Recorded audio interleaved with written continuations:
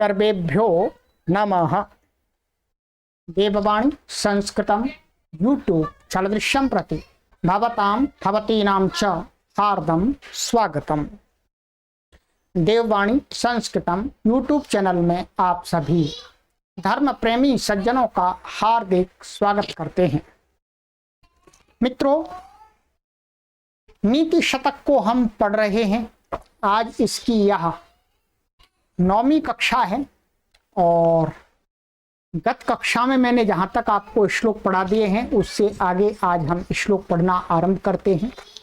बहुत ही ज्ञानवर्धक मित्रों ये कक्षा है सभी के लिए, बच्चों से लेकर के बूढ़े लोगों तक के लिए, किसी भी समाज के लोगों के लिए, किसी भी संप्रदाय के लोगों के लिए, सब के लिए, संपूर्ण विश्व के लोगों के लिए बहुत ही ज्ञानवर्धक है। उनके जीवन में मार्गदर्शन करने वाली ये कक्षा है। आप सभी भाग लीजिएगा, लाभ लीजिएगा। और ये जो हमारे परीक्षार्थी हैं, कॉम्पिटिटिव एग्जाम की तैयारी करने वाले, उनके लिए भी है ये, और सामान्य जन के लिए भी है। हमारी माताएं, बहनें और बंधु, बुजुर्ग लोग, सभी लोग इस कक्षा को देखें। इसलिए आपसे निवेदन करते हैं कि सबसे पहले कक्षा को लाइक कीजिएगा, फिर अपने मित्रों को व्हाट्सएप समूह पर, फेसबुक पर, टेलीग्राम चैनल पर जितना अधिक से अधिक हो सके उतना शेयर कीजिएगा, जिससे ऋषियों का ज्ञान अधिक से अधिक लोगों तक पहुंच सके। और मित्रों, यदि आप सीधे सीधे हमसे व्हाट्सएप नंबर पर जुड़ना चाहते हैं और लिंक प्राप्त करना चाहते हैं, कक्षाओं का निःशुल्क अभियान चलता है, तो आप इस व्हाट्सएप पर हमें संदेश प्रेषित कीजिएगा, हम आपको व्हाट्सएप समूह में जोड़ देंगे। चलिएगा, गत कक्षा में हमने जहां तक पढ़ लिया है वहां से आगे पढ़ना आरंभ करते हैं। मित्रों,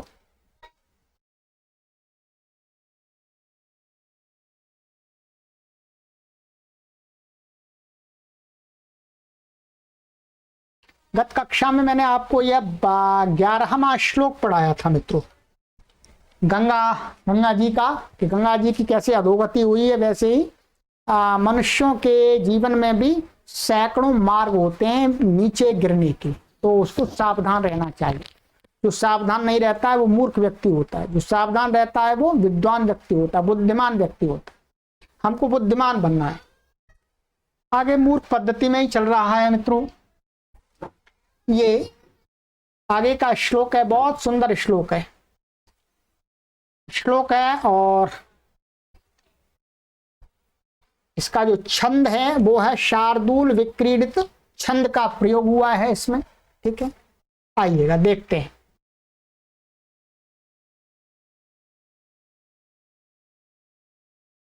कहते हैं आचार्य भर्तृहरि महाराज जी, शाक्यो वारयितुं जालेना होता भूका छात्रेण सूर्यातपो नागेन्द्रो निशितांकुशेन तामदो दंडेन गोगर्दभौ व्याधिर्भेषज संग्रहैश्च विविधैः मंत्र प्रयोगैर्विषम् सर्वस्य औषधमस्ति शास्त्रविहितं मूर्खस्य नास्त्यौषधम्। बहुत विशेष श्लोक है मित्रों, प्रत्येक को सावधान कर रहा है। चलिएगा, आइएगा अभी और देखते हैं इसका। पहले अन्वय कर लेते हैं पदों का है।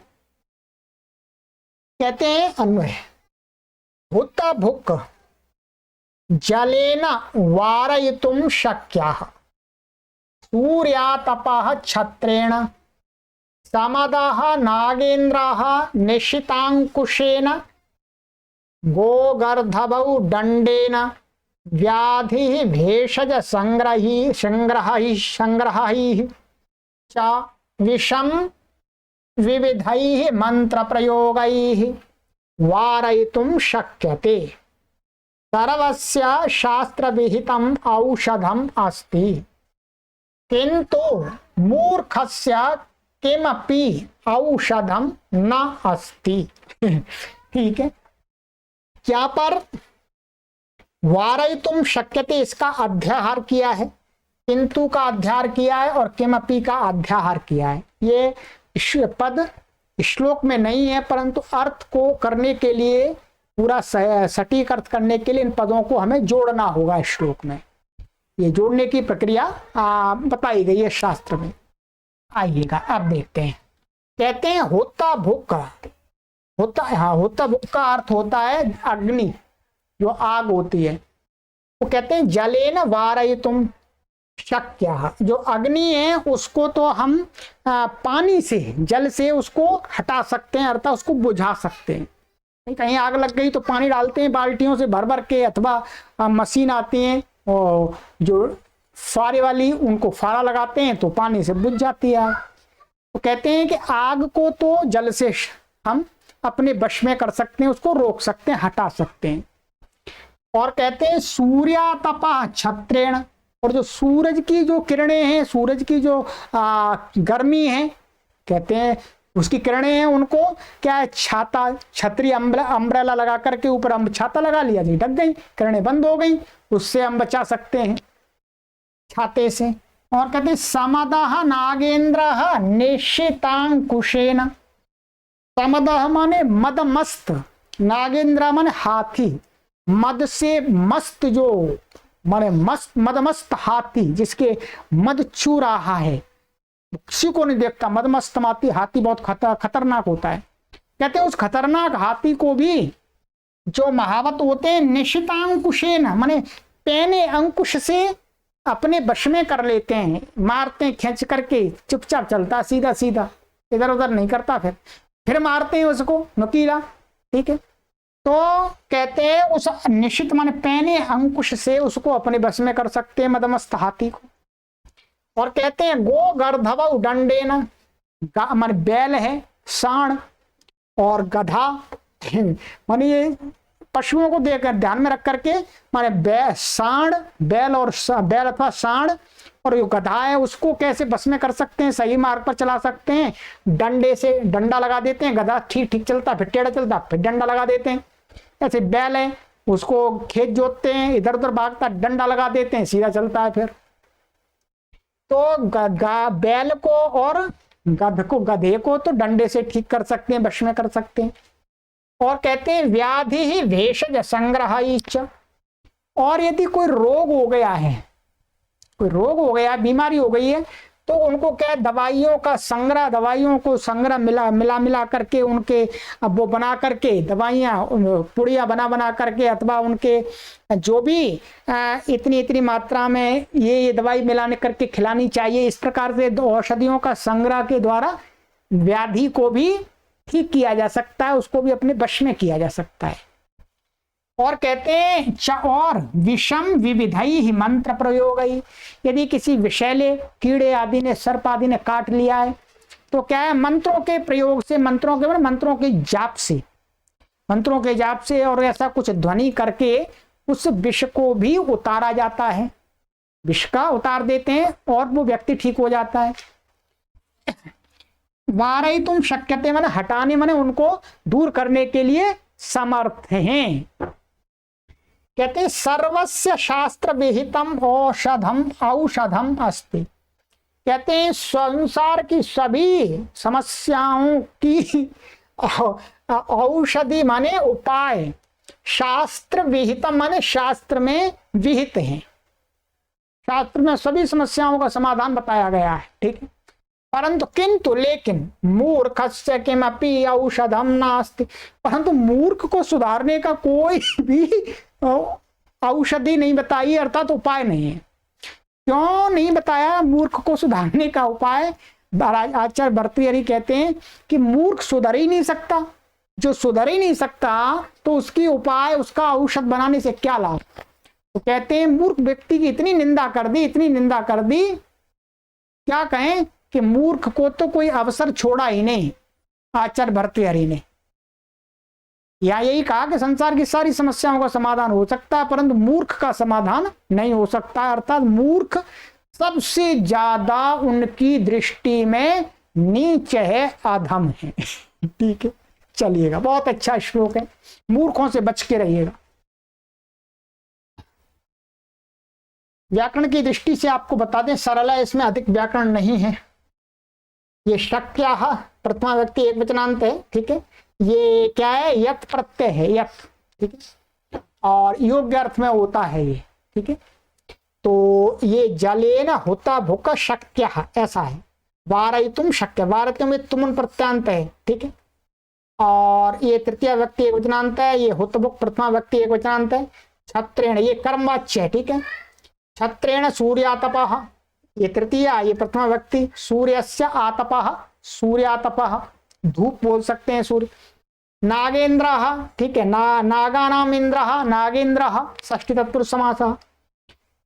निशितांकुशेन माने पैना अंकुश, ठीक है, ये तृतीय व्यक्ति एक वचनांत है। समदः प्रथमा व्यक्ति एक वचनांत है, और ये इसका विशेषण है। दंडेन तृतीय व्यक्ति एक वचनांत है। गोगर्धवौ प्रथमा व्यक्ति द्विवचनांत है। व्याधि प्रथमा व्यक्ति एक वचनांत है। भेषज संग्रह ही तृतीय व्यक्ति एक वचनांत है।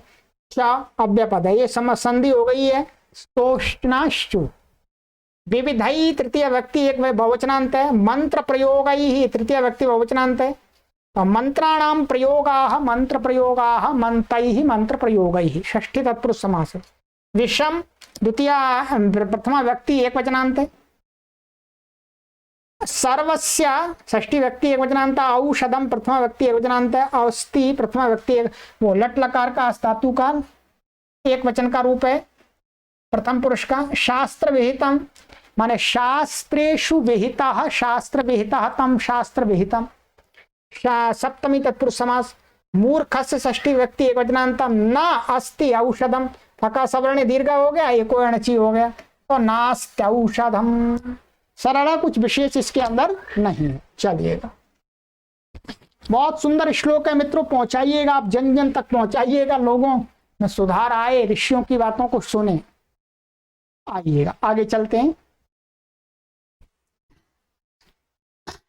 बहुत प्रसिद्ध श्लोक है, आपने इसके भाव को जरूर सुना होगा, श्लोक नहीं सुना होगा, परंतु इसका जो भाव है, इस भाव को जरूर सुना होगा कि ऐसा उपदेशों में लोग बोलते हैं कि जिसके जीवन में संगीत नहीं है, जिसने साहित्य नहीं पढ़ा, जिसके अंदर जीवन में कोई कला नहीं है, वो वास्तव में साक्षात पशु है। ऐसा सुना होगा, बिना पूंछ का बिना सींग का वो पशु है। वो बात यहीं से निकली है, आचार्य भर्तृहरि के श्लोक से निकली है। आइएगा श्लोक पढ़ते हैं।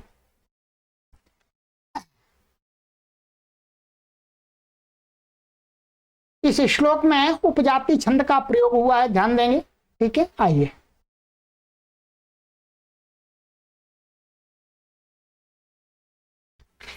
साहित्य संगीत कला विहीनः साक्षात् पशु पुच्छ विषाणहीना तृणं न खादन्नपि जीवमानः तद्भागधेयं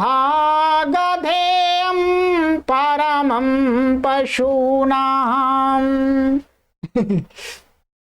बहुत सुंदर कहा मित्रों। कहते हैं कि आइए अन्वय करते हैं इसका, पहले फिर बात करेंगे।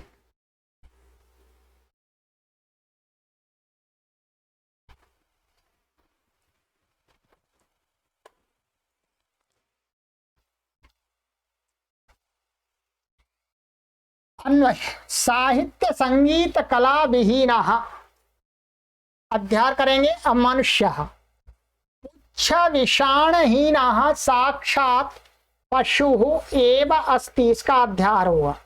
तृणम न खादन अपि, सह का अध्याय होगा। जीवमाना तत् पशूनाम परमम भागधेयम वर्तते का अध्याय होगा, ठीक है। ये इसका पदों का अन्वय है, बहुत अच्छा अर्थ है। कहते हैं साहित्य संगीत कला विहीनः मनुष्यः, माने जो मनुष्य जिसने साहित्य नहीं पढ़ा, लिटरेचर नहीं पढ़ा, संगीत भी नहीं सीखा जी, और किसी भी प्रकार की कोई कला नहीं सीखी, कला नहीं सीखी, कहते हैं इन 3 प्रकार की विद्याओं से विहीन मनुष्य पुच्छ विषाणहीन साक्षात पशु एवास्ति। माने क्या है, इस प्रकार का मनुष्य पूंछ और सींग से रहित साक्षात पशु ही है। बस पशु और उसमें यही अंतर है कि पशु के सींग और पूंछ होती है और इस मनुष्य के पूंछ और सींग नहीं है, बस सारा पशु ही है पूरा। तृणम न खादन अपि, तृण को मन घास को न खाता हुआ भी सह माने वह मनुष्य जीवमाना जी रहा है, तत्म वह है माने वह जो घास को खा कर बिना खाए जी रहा है, अर्थात रोटी खा रहा है ठीक है, घास नहीं खा रहा है। पशु नाम परमम भागधेयम वर्तते, पशुओं का परम सौभाग्य है, परम सौभाग्य है कि पशुओं की उसने सारी चीजों को ले लिया। ये बढ़िया है कि पशुओं के भोजन को नहीं लिया, नहीं तो पशु बेचारे भूखे मर जाते, मनुष्य खा जाता घास सारा। ठीक है, अर्थात मूर्ख व्यक्ति की निंदा की जा रही है कि अरे जिस व्यक्ति ने मनुष्य का जन्म लेकर के कोई न साहित्य पढ़ा अर्थात विद्या प्राप्त नहीं की, कोई कला संगीत नहीं सीखा, उसने कुछ कला नहीं सीखी उसने जीवन में किसी भी प्रकार की, ठीक है, तो ऐसे व्यक्ति का जीवन क्या है, पशु के समान है। खाना पीना, संतान को उत्पन्न करना, सोना, बस मर जाना, ये कहा गया है। पशु अच्छा नहीं माना जाता, किसी कोई भी पशु हो, पशु को वास्तव में अच्छा नहीं मानते हैं। तो पशु से उपमा दी कि वो वास्तव में पशु है और ये सौभाग्य है पशुओं का कि परमात्मा ने इतना तो पशुओं के उनका भाग खोल दिया कि मनुष्यों को घास खाने से रोक दिया है, नहीं तो घास भी खाना चालू कर देते तो पशु बेचारे क्या करते जी, भूखे मरना पड़ता। तो घोर निंदा की गई है इसमें भी मूर्ख लोगों की। तो इसलिए हमें जीवन में जरूर मित्रों कोई न कोई चाहे साहित्य पढ़ना चाहिए, विद्या को पढ़ना चाहिए, संगीत सीखना चाहिए और किसी अन्य कला को भी सीखना चाहिए। साहित्य संगीत कला विहीन, इसमें आप समास करेंगे तो साहित्यम च संगीतश्च कला च साहित्य संगीत कला और तैहि माने तेभ्यः विहीनः साहित्य संगीत कला विहीनः।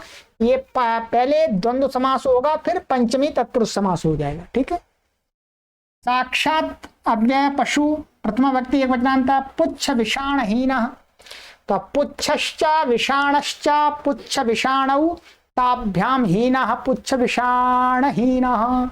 इसमें भी पूर्व वाला ही समास है, द्वंद्व समास पहले है फिर पंचमी तत्पुरुष समास है। तृणम ये द्वितीय व्यक्ति वचनांत न अव्ययपद है, खादन न अपि, ठीक, खादन अपि ऐसा है तो यहाँ संधि होकर के इसको मने न हो गया है आगम, तो खादन अपि क्षत्रि प्रत्यांत है। जीवमान ये शानच प्रत्यय का है। तद माने ये प्रथम व्यक्ति एक वचनांत है, तत् का भागधेयम ये प्रथमा व्यक्ति एक वचनांत है, परमम प्रथमा व्यक्ति एक वचनांत, पशु नाम षष्ठी व्यक्ति बहुवचनांत है और इसमें विशेष कुछ भी नहीं है। चलिए ये 2 श्लोक आज हमने पढ़ लिए 12 और 13। आगे की कक्षा में आपको और अच्छा श्लोक पढ़ाएंगे, बहुत ही सुंदर श्लोक है मित्रों, आ जाइएगा।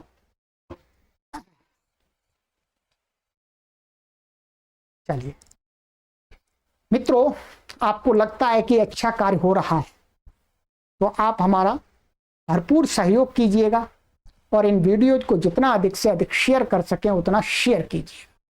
प्रतिदिन आप YouTube चैनल से इन वीडियो को शेयर करते रहिए।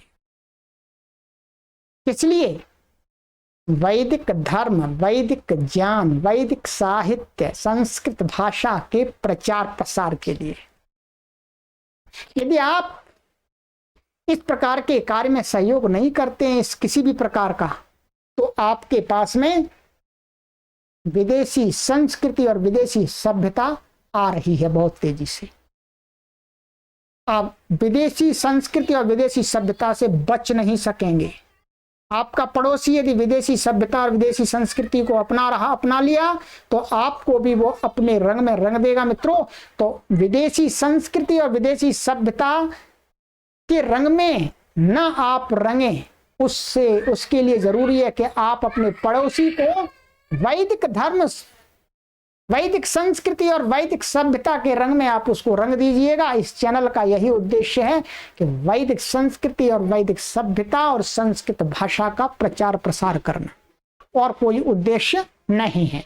हमें इसी उद्देश्य की पूर्ति के लिए कार्य करना है। इसी उद्देश्य की पूर्ति के लिए आपसे हम निरंतर सहयोग की याचना करते रहते हैं। चलिएगा आगे की कक्षा में मिलते हैं। सर्वेभ्यो नमः।